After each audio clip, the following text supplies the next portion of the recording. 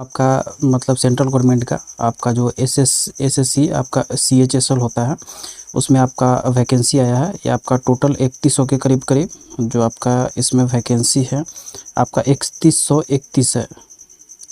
तो कुछ ज़्यादा सीट नहीं है, लेकिन फिर भी अच्छा खासा सीट है। ये आपका इंटर लेवल पर आता है और इसका जो फॉर्म फिलअप होगा ये आपका 23/6/2025 से आपका इसका फॉर्म फिलअप होगा और ये आपका 18/7/2025 तक आपका इसका फॉर्म फिलअप होगा। मतलब यहाँ से चालू स्टार्ट हो जाएगा, आपका 23 से स्टार्ट हो जाएगा और 18 तक इसका फॉर्म फिलअप होगा। और इसका जो आपका लास्ट डेट ऑफ पेमेंट होगा ये आपका 19 तक पेमेंट होगा। उसके बाद आपका करेक्शन आपका 23-24 का आपका करेक्शन हो जाएगा। और टायर 1 का एग्ज़ाम है आपका 8 को होगा, मतलब 8/9/2025 को। और सेकेंड टायर के लिए फरवरी-मार्च 2025 तक जाएगा, तो याद रखिएगा।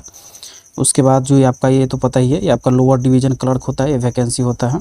और ये पे लेवल जो इसका आपका होता है, जो आपका LDC का होता है लेवल 2 होता है, और डाटा ऑपरेटर का लेवल 4 होता है, और डाटा एंट्री ऑपरेटर का इसका लेवल 4 होता है।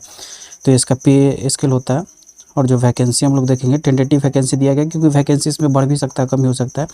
There are the approx 3131 tentative vacancy, however film number of vacancy will be determine into due the course up to date vacancy if the any along with the post wise category wise and vacancy will be made the available on the website the of commission. जो आपका जो official website है, अगर बढ़ेगा तो ही vacancy बढ़ा के उस पर दे दिया जाएगा।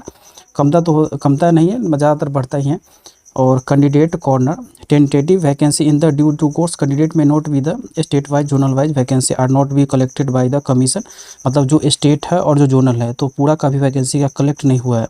Candidate are advise to approach the concern user department for information of zonal wise state wise and vacancy. मतलब इसका जब टोटल वैकेंसी अगर आ जाएगा सबका, तो उसके बाद इसका मतलब जो ये इंक्रीज हो जाएगा, तो इसके प्लस में ही रखिए, क्योंकि आपका जो CGL है उसका वैकेंसी ज़्यादा है। तो इसको अगर आपको भरना है तो आप भर सकते हैं। अगर आप +2 किए हुए हैं तो आप इसको फिलअप कर सकते हैं।